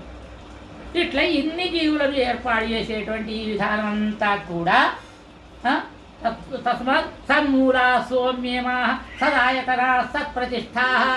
ఇప్పుడు ఏమైనాయి? ఆ లేందో ఉన్నదో మనం చెప్పిన బీజ రూపంలో ఉన్నది. అందుకొరకు ఉన్నదనే చెప్దాం. అది ఉన్నదే, ఇది ఉన్నదే. కొంతమంది లేదంటారు, కొంతమంది అంటే సూక్ష్మ రూపం కనుక అది కనపడుతుంది కనుక లేదంటారు. కావచ్చు కాక సదేవ సౌమ్య. ఇగో ఇంత విషయాన్ని పట్టుకొని ఇదంతా విషయం ఉండి చివరికి దీన్ని ఏం చేసినాడు? మరి ఈ మూడు తత్వాలు ఉన్నట్టు మనకి ఎట్లా తెలవాలి అనేదానికి స్వప్నాంతం మే సౌమ్య విజానీహి అని అష్టమ ఖండంలో వస్తుంది. ఇది అంటే స్వప్నాంతం అంటే జాగరితాంతము స్వప్నం. మేల్కదా అని తర్వాతది స్వప్నం. స్వప్నంలో మనం రథాలు ఎక్కుతాము, గుర్రాలు ఎక్కుతాము, పర్వతాలు ఎక్కుతాము, ఎక్కడెక్కడనో తిరుగుతాము, నదులు దాటుతాము, ఇవన్నీ చేస్తాం. ఇదంతా స్వప్నం. ఇక్కడ స్వప్నాంతం అంటే నిద్ర. స్వప్నం మనకు రెండు తీర్ల పడుతుంది. ఒకటి పడుకున్నప్పుడు పట్టేది, ఒకటేమో మేల్కయ్యేప్పుడు పట్టేది. పడుకున్నప్పుడు పట్టేది మనకు జ్ఞాపకం ఉండదు. నిద్ర తర్వాత మళ్ళీ మేల్కవుతాం కదా, నిద్రలో మర్చిపోతాం. మేల్కయ్యేప్పుడు పట్టేది మాత్రం మనకి జ్ఞాపకం ఉంటుంది. లేచినాక ఇంతగా చెప్పుకుంటాం. అయితే ఈ స్వప్నాంతం అంటే ఏమిటి? స్వప్నము తర్వాత నిద్ర. నిద్ర తర్వాత నిద్రలో నువ్వు ఎక్కడికి పోతున్నావు? సౌమ్య విజానీహి. నిద్ర తర్వాత ఎక్కడికి పోతున్నావు అంటే నిద్ర తర్వాత ఏమో నాకు శరీరం అయితే ఇక్కడనే ఉంటున్నాను, నేను ఇక్కడనే ఉంటున్నాను. శరీరం ఇక్కడ ఉన్నాను, నువ్వు ఇక్కడ ఉండలేవు. నువ్వేమవుతున్నావు? నువ్వు ఎక్కడెక్కడనో పర్వతాలు ఎక్కుతున్నావు, తిరుగుతున్నావు, చేస్తున్నావు. నువ్వు ఒక్కడవే కాదు, బాహ్యంగా ఎవరినైతే నీవు చూస్తున్నావో ఎవరితో వాళ్ళ సహాయాన్ని కూడా కళలో తీసుకుంటుంది. అది కళ. అది కూడా లేనటువంటి ఓ స్థితి వస్తుంది. ఆ స్థితిలో ఎట్లుంటున్నావు? నన్ను నేను పూర్తిగా మర్చిపోయినా అంటున్నాను. అప్పుడు ఉన్న తృప్తి నాకు ఎంతలో చెప్పలేను. నేను అంత హాయిగా ఉండే పండుకున్నప్పుడు అంటాం, నిద్రపోయినప్పుడు. అదో దాన్ని ఇక్కడ బ్రహ్మానంద సహోదరము అంటారు. అంటే శరీరం కంటే నేను వేరు అనేటువంటిది నీకు స్వప్నంలో తెలుస్తుంది. నిద్రలోనేమో పరబ్రహ్మ యొక్క ఆనందం ఎంత గొప్పదో తెలుస్తుంది. ఎంత అలసిపోయిన వాడు కూడా గాఢ నిద్రపోయి ఒక అరగంట సేపు అయినా నిద్రపోయి మేలుకైందంటే సగం ఆయాసం తగ్గుతుంది వాడు. అందుచేత నిద్రాంతమైనటువంటి నిద్ర అనేటువంటిది ఏం చేస్తుంది? నిద్ర పరమాత్మ సన్నిహితం. అందుచేత తదా సతి సౌమ్య సంపన్నో భవతి స్వం హ్యపీతో భవతి.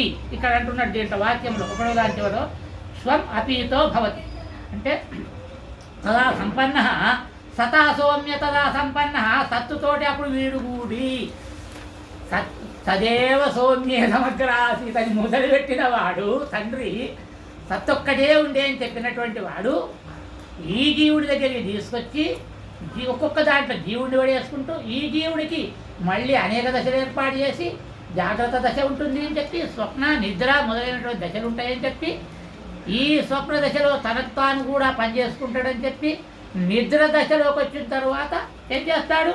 సతా సౌమ్య తదా సంపన్నో భవతి. సత్తుతోటి తాను సంపన్నుడై ఉంటాడు. అది సంపద వాడికి, ముక్తి సంపద. అక్కడ ఉన్న ఆనందం బ్రహ్మానంద సహోదరం. అంత తృప్తి ఉంటుంది. తాత్కాలికమైనటువంటి నిద్ర పుచ్చుతాయట పెరుమాళ్ళు. అదేమో ముక్తికి పోయిందేమో ఎప్పటికీ తన దగ్గర ఉండేది. ఇక్కడనేమో మరి ఈ సృష్టిలో రోజు సాయంత్రం పనిచేసి ఇంద్రియాలన్నీ అలసిపోయి ఉంటే వీడు అలసిపోయి ఉంటాడు, వీడికి కొంచెం విశ్రాంతి ఇస్తామని తన తొడ మీద పెట్టుకొని హాయిగా ఉంటాడట పెరువాళ్ళు. దాన్ని మనం నిద్ర అంటాం.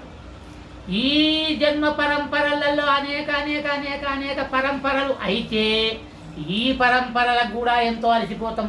అలసిపోతే అప్పుడు ఏం చేస్తాడట, ఈ జీవులన్నిటికీ కూడా ఒక బంచు వేసి ముద్ద వేసి ఇవన్నీ ఒక సంచిలో వేసుకుంటాడట. అదే ప్రకారం వీళ్ళ ప్రాణాలు, ఇంద్రియముల స్వభావములు వాటిని అంతేకాకుండా కాలము, వీటన్నిటి కూడా మూల ప్రకృతి, వీటన్నిటి వేరు సంతులలో వేటికి ఎవరి పాప పుణ్యాలు వాళ్ళకే ఉండేటట్లు మళ్ళీ అదే ప్రకారంగా ఉండేటట్లు అవన్నీ పెట్టుకొని తాను తన కడుపులో పెట్టుకొని మర్యాద మీద పడుకొని ఉంటాడట. ఎంతకాలం ఉంటాడు? సృష్టి ఎంతకాలము, మళ్ళీ అంతకాలం ఉండి వీళ్ళ అలసట తీరిన తర్వాత మళ్ళీ హంతాహమిమాస్తిస్రో దేవత అనేన జీవేన ఆత్మనాను ప్రవిశ్య నామరూపే వ్యాకరవాణి. ఈ త్రిగుణములతోటి కూడుకున్నటువంటి జీవజ, ఉద్భిజ, అండజ వీటన్నిటితోటి కూడుకున్నటువంటి ఈ జీవ సృష్టిని నేను మళ్ళీ తయారు చేసుకుంటా అని చెప్పి ఈ వ్యాపారానికి మళ్ళీ మన ఏమిటి అంటే ఆ బుట్టంతా ఇప్పుకొని అక్కడ కూర్చుకొని విప్పుకొని అవన్నీ చేసుకొని ఆట పెట్టుకొని కూర్చుంటాడు. ఇది ఆయన యొక్క ఆట. ఈ ప్రకారంగా ఉండేటువంటి దాన్ని ఇగో యథా శకుని సూత్రేణ బద్ధో దిశన్ పతిత్వా అది ఇక్కడ ఉదాహరణలు కూడా చెప్పుకుంటూ, ఒక శకుని అంటే పక్షికి కాళ్లకు తాడు కట్టి దాన్ని విడిచినాం, పొడుగు తాడు కట్టి అది ఎంత దూరం వేసినా మళ్ళీ అక్కడికే వస్తుంది. ఆ ప్రకారంగా ఈ జీవుణ్ణి కూడా ఈ కర్మపాశములకు బంధించి వీడిని తన అధీనంలో పెట్టుకొని వీటిలలోనే ఇక్కడనే ఉంచుకుంటూ తాను ఆటగా దీన్ని నిర్వర్తించుకుంటాడు. అందుచేత సన్మూలా సౌమ్యేమ సదాయతన సత్ప్రతిష్ఠా, సన్మూలములు ఇవన్నీ కూడా ఇవే సర్వ ప్రజా, ఈ సృష్టిలో ప్రజలందరూ సదాయతనా, ఆయతనం అంటే ఆధారం, సత్ప్రతిష్ఠ సత్తులోనే ఉన్నాయి. దీంట్లో ఎన్ని ఉన్నాయి అంటే సన్మూలా అంటున్నాడు, అంటే సత్యే మూలము గలవి అంటే ఉపాదాన కారణం చెప్పింది ఇక్కడ. ఎట్లా తీసుకొచ్చింది చూడండి, బాగా అర్థం. సన్మూలా అంటే మట్టే కుండకు మూలము, సన్మూలా అంటే సత్యే మూలము కాగలవి అంటే మట్టి కుండలకు మూలం అన్నట్టు ఉపాదాన కారణం. సదాయతన ఆయతనం ఆధారం, పాత్రలో జలం ఉన్నది అంటే పాత్ర వేరే జలం వేరే, దాని పని వేరే దీని స్వరూపం అన్నట్టు కుండను తయారు చేస్తారు కుమ్మరి, నిజమేనా? అయితే కుమ్మరి తానే ఉపయోగించుకోవచ్చు, వాడికి అమ్మవచ్చు, ఏమంటారు ఒప్పుకుంటారా? అయితే తయారు చేస్తాడు, తయారు చేసి అమ్ముకుంటాడు. వానికి అమ్ముకుంటే ఈయననేమో మంచిగా తీర్థం పోసుకుందాము అని అనుకుని, లేదా పాలు పోసుకుందాము అని చెప్పి కుండను తయారు చేస్తే ఆయనే కాదు దాంట్లో ఏదో నేను విషం పోసుకుంటా అంటాడు కొనుక్కున్నోడు. కాదయా నేను పాలకొడపు చేసేదా అనుకుంటే వాడి ఇష్టం, అక్కడ నేను కొనుక్కున్నా నా ఇష్టం వచ్చింది పోసుకుంటా అంటాడు. ఇక అప్పుడు ఈ నిమిత్త కారణమైనటువంటి కుమ్మరితోటి అక్కడ పని ఉండదు. కుమ్మరి మా నోరు తెలియడు అన్నట్టు. కానీ ఇక్కడ అట్లా కాదు, దైవం తాను చేసిన తానే నిమిత్త కారణం, తానే తాను దేని కొరకు ఈ కుండం చేసుకున్నాడో దాన్నే పోస్తాడు, తానే ఉపాదానం, తానే నిమిత్త కారణమైంది. సత్ప్రతిష్ఠా ఆయనలోనే ఉన్నది, ఇది మళ్ళా ఉపాదాన కారణం. ఈ ప్రకారంగా సోమ్య ఇవా సర్వ ప్రజా అని వేరుగా చెప్పడం చేత ఉపకరణాలయందు ఇవన్నీ నిమిత్త మాత్రం భవ సవ్యసాచిన్నంటాడు. నేను ఈ నువ్వు చంపనంటే చంపకు, నేనే చంపుతా, నువ్వెట్ట చంపుతావా నువ్వు అక్కడ అంటే నేను ఉపకరణం చేసుకున్నావు, పారతీర గొడ్డల తీర చేసుకుంటే నీతోనే చంపేస్తావు. అంటే దైవం యొక్క ఆలోచన ఎట్లున్నది అంటే మనమందరం ఆయనకు నిమిత్త కారణాలు. ఈ ప్రకారంగా ఇవన్నీ కూడా వివరించుకుంటూ చెప్పి ఇంకా అంతేకాకుండా దీంట్లో భేదం కూడా మనం చెప్పరానంత ఐక్యత ఉన్నది వీటిల్లో అని చెప్పి అందుకొరకు యథాసౌమ్య మధుకృత అంటే తేనెను కూడబెట్టేటువంటి ఈగలను యజమాని యొక్క ఆజ్ఞ ప్రకారం ఏది పెద్ద ఈగే ఉంటుంది, రాణి ఈగే, అది చెప్పినట్టు అవన్నీ తేనె తీసుకొస్తాయి. దాంట్లో తీసుకొచ్చి అంతా ఒక దగ్గర వచ్చిన తర్వాత ఇది నేను తెచ్చిన తేనె, ఇది నేను తెచ్చిన తేనె వేరే ఉంటుందా, ఇక్కడ కనపడుతుందా? దొరకదు. అందుచేత నా వివేకం లభంతే అముష్యాహం వృక్షస్య రసోహం అని ఇగో ఈ వృక్షం యొక్క ఈ పువ్వు యొక్క రసము దాంట్లో తేడా రాదు, అంత ఒకటిగానే ఏర్పడుతుంది అనేటువంటి స్థితిగా చూపించుకుంటూ ఇగో తత్వమసి శ్వేతకేతో అంటాడు. తత్వమసి తయ ఏషో అణిమా, ఆ పరమాత్మ అనేటువంటి వాడు దీన్ని అంతా నడిపేటువంటి వాడు ఓ శ్వేతకేతో. ఏష అణిమా, వాడు అణువంత వాడు, అణువులో అణువంత వాడు, జీవుడే అణువు, జీవుల్లో మళ్ళీ అణువంత వాడట. ఐతదాత్మ్యమిదం సర్వం, వాడు ఆత్మగా కలది ఇదంతా. తత్సత్యం, వాడు సత్యస్వరూపుడు. స ఆత్మ, వాడు దీనికి ఆత్మ. తత్వమసి, అహో వాడే నీవైనావు శ్వేతకేతో అని ఈ ప్రకారంగా చెప్పడంలో ఈ తత్వమసి అనేటువంటిది ఒక మహావాక్యము అని చెప్పి శాంకరులు పట్టుకుంటారు. అంటే ఏమిటిది? ఆ బ్రహ్మయే నీవు, ఆ బ్రహ్మయే నీవు అయినప్పుడు ఇన్ని జీవులు ఒక్క బ్రహ్మనేనా? ఇన్ని జీవులు అయిందా అంటే జీవులన్నీ అబద్ధాలు, ఆయన ఉన్నవాడు ఒకడే అనుభవిస్తారు. ఎట్లా అంటే ఆ సూర్యకిరణాలు జలంల మీద పడుతున్నాయి కనుక వేరు వేరు అలలలో వచ్చేటువంటి ఆ కిరణాల యొక్క తేడాను బట్టి విభాగాలు వస్తాయి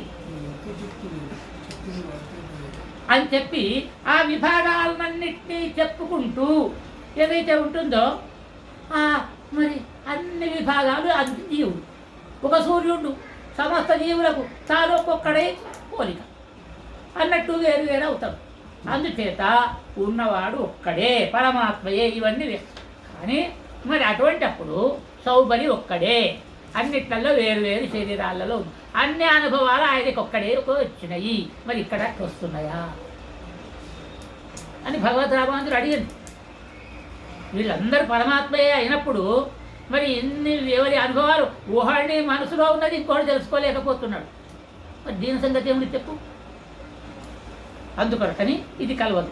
ఈ ప్రకారంగా ఇవన్నీ కూడా వివరించుకుంటూ ఏషోడిమా ఐతదాత్యం ఇదంతా కూడా వివరించుకుంటూ మరి ఇంకా లవణముదకే అంటారు. ఒక లవణం ఉన్నది, ఉప్పు ఉన్నది, నీళ్లలో పడేసినట్టయితే ఏమవుతుంది? నీటికి ఉప్పు గుణం వస్తుంది, ఉప్పుకు నీటి గుణం వస్తుంది. మనకు ఒకటిగానే కనపడుతుంది నీరుగానే, కానీ దాని ఉప్పు కూడా ఉన్నది. లేదు అంటవా దాన్ని? ఉప్పు దాంట్లో కరిగినంత భాగంలో మాత్రంలో ఉప్పే లేదు, దాన్ని మళ్ళీ వేడి చేసి చూసేదాంతో మళ్ళీ వేరే ఉంటుంది. అందుచేత దేనికది వేరు వేరు. ఇవన్నీ ఎన్నో ఉదాహరణలు ప్రతి ఒక్కదానికి సాలీడ్గా సాటిస్ఫై అయ్యేటట్లుగా అంత చెప్పి మళ్ళీ చివరికి కూడా ఇవన్నీ నశించే సమయానికి కూడా ఏమవుతుంది? అథాస్య వాగ్మన సంపద్యతే మన ప్రాణే ప్రాణస్తేజసి తేజ పరస్యాం దేవతాయాం అన్నట్టు ఈ జీవులందరూ కూడా మళ్ళీ దాంట్లో లయమవుతారు. ఏమిటి? మూల కారణాలలో. ఎట్లా అంటే భూమి మరి అదే అగ్ని, జలము అగ్నిలో, అగ్ని మళ్ళీ దాంట్లో వాయువు ఆకాశం మూల ప్రకృతి మళ్ళీ పరే దేవ ఏకీభవతి పరే దేవ తమస్సు అంటారు. ఆ మూల ప్రకృతి రూపాన్ని, సూక్ష్మ రూపాన్ని పరే దేవ ఏకీభవతి అని ఇదంతా చెప్పి స ఏ ఢోణిమా ఐతదాత్మ్యమిదం సర్వం, అటువంటి సూక్ష్మ రూపుడైనటువంటి పరమాత్మనే ఇంతగా అయిండు. అంటే ఎట్లయిండు అనే దాంట్లో వాళ్ళు చెప్పేదేమో వివర్తవాదము అంటే ఒకడు అదే ఏమిటి నీడలు తీరుగా లేకపోతే ఒక సూర్యుడు మనకు అనేక సూర్యుడుగా కనపడుతున్నట్టు అయిండు అని చెప్పి అద్వైతులు చెప్తారు. కానీ దీనికి అట్లా కాదు. ఇక్కడ భగవద్ రామానుజు ఏమిటి అంటే ఆయన బహుశ్యాం అనుకున్నాడు కనుక ఇది పరిణామవాదము అంటాడు. అదేమో వివర్తవాదము. నోటి చేసుకోండి, ఇది వివర్తవాదము, పరిణామవాదము. వివర్తవాదము అంటే ఏమిటి అంటే లేనిది ఉన్నట్టుగా కనపడుతూ ఉన్నది అంతే. ఇది ఉన్నది కాదు, ఉన్నట్టు కనపడుతున్నది. అంటే సూర్యుడి కిరణాలు నీళ్లలో పడ్డాయి, ఉన్నట్టు కనపడుతున్నాయి, కానీ ఉన్నాయి రావు. అంటే మళ్ళీ వీటికన్నిటి కూడా భగవద్ రామానుజుడు సమాధానం చెప్తారు. మీకు అక్కడ సూర్యుడు ఉన్నట్టే నీళ్లు ఉన్నాయా లేవా? నీళ్లలో తరంగాలు ఉన్నాయా లేవా? తరంగాలలో కిరణాలు పడుతున్నాయా పడుతులేవా? పడితేనే వచ్చిన మార్పా కాదా? అయినప్పుడు ఇన్ని ఉన్నప్పుడు నువ్వు ఇన్ని కిరణాలు లేవు, ఇన్ని ప్రతిబింబాలు లేవు అంటే ఇట్లా ప్రతిబింబాలు అయినా ఉన్నాయా అని నీకు ఎప్పుడైతే సూర్యుడు ఎప్పుడైతే ఉన్నాడో, నీకు జలం ఎప్పుడైతే ఉన్నదో, తరంగాలు ఎప్పుడైతే ఉన్నదో, కిరణాలు అన్నీ ఉన్నాయి. దీన్ని తీసేస్తాం మనం, తీసేయాలి. అందుచేత ఇన్ని ఉన్నాయి కనుక ఇన్ని సత్యం ఉండే అవి కనపడుతున్నాయి అవి అని ఈ ప్రకారంగా తీసుకొచ్చి దీన్ని అంతా కూడా తత్వమసి శ్వేతకేతో అని తత్వత్వం. తత్వత్వం అంటే ఏమిటి? ఆ మూల కారణంలో ఉండేటువంటి పరమాత్మలో నీవు ఉన్నావు. అదే ప్రకారంగా ఈ సృష్టిలో ఈ ఒక జీవుడిగా నీవు ఉన్నావు. నీ అంత ఆ మూల ప్రవృత్తిలో ఉండే అంతర్యామి అయినటువంటి పరమాత్మయే నీలో ఉన్నటువంటి అంతర్యామి అయిన పరమాత్మ అని ఆ తత్తుకు పరమాత్మకే, త్వం అనేదానికి పరమాత్మకే అన్వయించి భగవద్ రామానుజులు అన్వయించినాడు చెప్పింది. ఇగో ఇది దీంట్లో ఉండేటువంటి ఛాందోగ్యోపనిషత్తులో ఉండేటువంటి విశేష వైభవం. ఇగో ఇంత విశేష వైభవాన్ని తీసుకొని ఆ పూర్వపక్షి వాదించేటువంటి వాదనలకన్నిటికి కూడా చెప్పేటువంటి సమాధానమే ఈ ఇప్పుడు మనం చెప్పుకునేటువంటి మన సమాధానం. అది ఏమిటి? అస్య జీవాత్మనో అనాద్య విద్యా సంచిత పుణ్యపాప రూప కర్మ ప్రవాహ హేతుభూత బ్రహ్మాది సురనరచర్య స్థావరాత్మక చతుర్విధ దేహ ప్రవేశకృత తత్తదాత్మాభిమాన జనిత అవర్జనీయ భవభయ విధ్వంసనాయ దేహాతిరిక్తాత్మస్వరూప తత్స్వభావ తదంతర్యామి పరమాత్మస్వరూప తత్స్వభావ తదుపాసన తత్ఫలభూత స్వరూపావిర్భావపూర్వకనవధికాసి ఆనంద బ్రహ్మానుభవనే ప్రవృత్తం ఈ వేదవాక్యజాతం అని ఇంత పొడుగు ఒకటే వాక్యాన్ని చెప్పిండ్రు మనకు. ఇంత పొడవు ఒకటే వాక్యం చెప్పాలంటే దాన్ని చిన్న చిన్న ముక్కలు చేసుకోవాలి. చేసుకుంటే అస్య జీవాత్మన, ఈ జీవాత్మకు అనాది అయినటువంటి అవిద్య. అవిద్య అంటే ప్రకృతి, సృష్టి సంచిత. అవిద్య అంటే ఇంకొకటి అనాది కాలంగా వస్తున్నటువంటి ఒక పుణ్యపాప రూపమైనటువంటి కర్మ ప్రవాహము.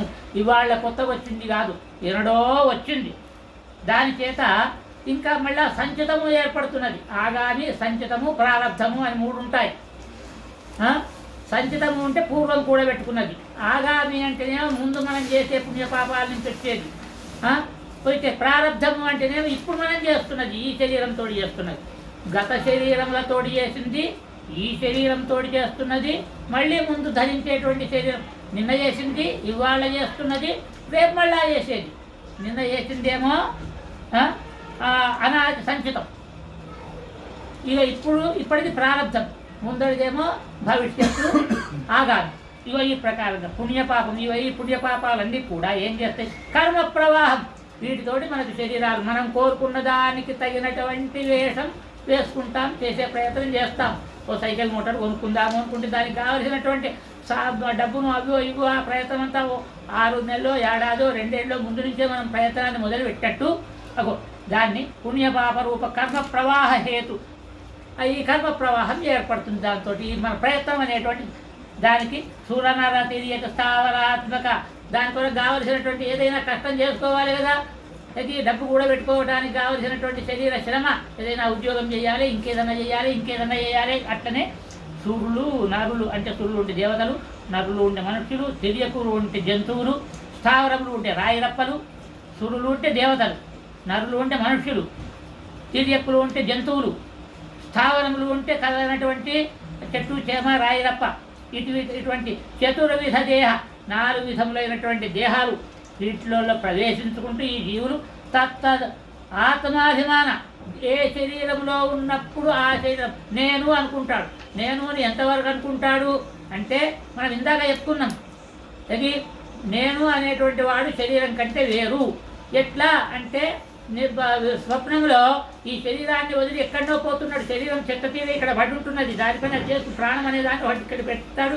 నువ్వు అన్ని పనులు చేయించు అంటాడు. వీడు ఎక్కడెక్కడనో పోయి తిరిగి వస్తాడు. పర్వతాలు ఎక్కుతాడు, పండ్లు ఉడబడతాడు, లేకపోతే పెదపులు వచ్చి తలకాయ కొరికేసినట్టు కలబడుతుంది.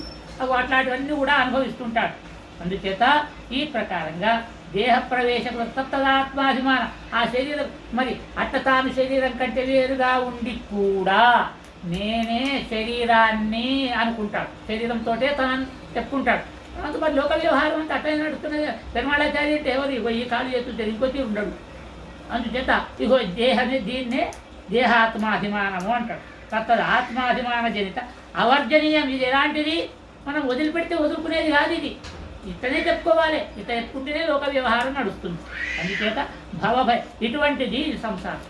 ఇది ఎంతవరకు అంటే ఇది తెగదిగా ఈ జన్మ అయిపోయిన తర్వాత మళ్ళా ఈ జన్మలో చేసినటువంటి వర్తమాన కార్యాలతో మళ్ళీ రేపు ప్రోగ్రాం పడుతుంది. రేపు ప్రోగ్రామ్ తోటి ఎల్లుండి ప్రోగ్రామ్ సెట్ అవుతుంది. ఇట్లా ఒక తెగదన్నట్టు దాన్ని. అందుచేత ఇవన్నీ మరి ఏం చేస్తాయి? ఇంకా ఇంకా ఇంకా సంసార బంధాలనే పెంచుతుంటాయి. అందుకని అది విధ్వంసం కావాలంటే దేహాతిరిక్తమైనటువంటి ఆత్మస్వరూపం తెలవాలి. శరీరం కంటే వేరైనటువంటి వాడిని నేమోనే తెలవాలి. తత్ స్వభావం అంటే ఈ జీవుడి యొక్క స్వభావం ఎలాంటిది తెలవాలి.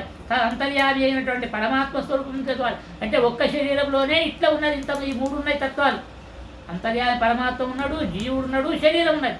మూడు తత్వాలు కలిసే ఉన్నాయి. ఇగో ఇదే విశిష్టాద్వైతం. విశిష్టాద్వైతం అంటే ఇదే. ఎప్పుడు ప్రళయంలో ఇట్లనే ఉన్నాయి, సృష్టిలో ఇట్లనే ఉన్నాయి. ఇది ఈ ప్రకారంగా తత్ స్వభావ. మరి ఎవరి స్వభావాలు వాళ్ళకు వేరు వేరే. ప్రకృతి స్వభావం వేరే, జీవుని స్వభావం వేరే, దీనిలో జీవుడితో పాటు ఉండేటువంటి పరమాత్మ స్వభావం వేరే. ఉపాసన అంటే మరి దీనికంతటికి ముఖ్య కారణం ఎవరు? పరమాత్మ. జీవుడికి కూడా అంతర్యామి వాడిని ఉపాసన ఎట్లా చేయాలి? ఫలభూత వాడిని ఉపాసన చేస్తే మనకి ఏం ఫలం కలుగుతుంది? స్వస్వరూపం. దానివల్ల మనకు కలిగేటువంటి స్వరూపం స్వస్వరూపం. అంటే ఆత్మకు తన యొక్క సహజ స్వరూపం ఏదో ఆ స్వరూపం కలుగుతుందట. అది ఆవిర్భావపూర్వక స్వరూప ఆవిర్భావపూర్వక తన యొక్క స్వరూపము ఆవిర్భవించేటువంటి విధానంతో పాటు వీడు ఏం చేస్తాడట? పరమాత్మ యొక్క ఒళ్ళో కూర్చొని పరమాత్మ అనుభవించేటువంటి ఆయన రాజైతే ఆయన యొక్క రాజ్యంలో యువరాజుగా ఇతడు అనుభవిస్తాడు ఆ భోగాలను. అదే అనవధిక అతిశయ ఆనంద బ్రహ్మానుభవే ప్రవృత్తం హి వేదాంత వాక్యజాతం. వేదాంత వాక్యజాతం అంతా కూడా అంతులేనటువంటి ఆ తండ్రి తొడ మీద, పరమాత్మ యొక్క తండ్రి యొక్క తొడ మీద ఈ జీవుడు కూర్చొని అనవధిక అంతులేనటువంటి అక్షయ విశాలమైనటువంటి ఆనంద అనేటువంటి బ్రహ్మానుభవని, ఆ బ్రహ్మను అనుభవించేటువంటి జ్ఞాపనే ప్రవృత్తం హి. ఆ జ్ఞానాన్ని తెలియజేసే అందుకొరకే మొదలైంది వేదాంత వాక్యజాతం. వేదాంత వాక్యజాతం అంతా వేదాంతములన్నీ ఎందుకొరకున్నాయి అనేటువంటి దానికి సంగ్రహంగా మనకు దీంతో ఈ షార్ట్గా ఉండేటువంటి ఒకటే వాక్యంలో చెప్తాను. ఇది అంటే సంగ్రహంగా నేను మళ్ళీ ఒకసారి చెప్తాను. అనాది సంచితమైనటువంటి ప్రారంధమైనటువంటి ఆగామి ఇవన్నీ ఈ పాప పుణ్యాలతోటి మళ్ళీ జన్మ పరంపరలు వస్తుంటాయి. ఈ పరంపరలతోటి ఈ సంసారం తెగదు. ఈ సంసారాన్ని తెలుసుకోవాలంటే ఏం చేయాలి అంటే దేహం కంటే ఆత్మ వేరైంది, ఆత్మ కంటే పరమాత్మ వేరై ఉన్నాడు. మూడు తత్వాలు ఇమిడి ఉన్నాయి దీంట్లో, సృష్టిలో, శరీరంలో కూడా ఇమిడి ఉన్నాయి అని తెలుసుకొని ఈ మూడు తత్వాలను అన్వయించుకొని ఈ జీవులకు ఈ ప్రకృతి బంధం ఎంత బంధమో ఆ పరమాత్మ అనేటువంటిది అక్షయమైనటువంటి ఒక ఆనంద రూపము. ఆ ఆనంద రూపమైనటువంటి పరమాత్మను మనం పొందేందుకు ప్రయత్నం చేయాలి అనేటువంటి విషయం కొరకే వేదాంతాలన్నీ ఏర్పడ్డాయి. వేదాంతాలు ఎందుకొరకే ఏర్పడ్డాయి అంటే పరమాత్మను పొంది ఆనందాన్ని పొందేందుకొరకే ఏర్పడ్డాయి అనేటువంటి ఈ వాక్యాన్ని ఇక్కడ మనకు చెప్పినారు. అస్మద్గురుభ్యో నమః. శేషో వా సైన్యనాథో వా శ్రీపతిర్వేత్సాత్వికై వితజ్ఞాయ మహాప్రాజ్ఞైర్భాష్యకారాయ మంగళం. మంగళాశాసనపరై మదాచార్య పురోగమై సర్వైశ్చ పూర్వైరాచార్యై తత్కృతాయాస్తు మంగళం. ఎవరైనా మాట్లాడుతారా?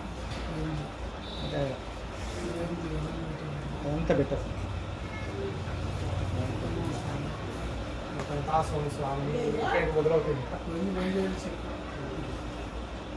ఉన్నదా బంద్ చేసిండ?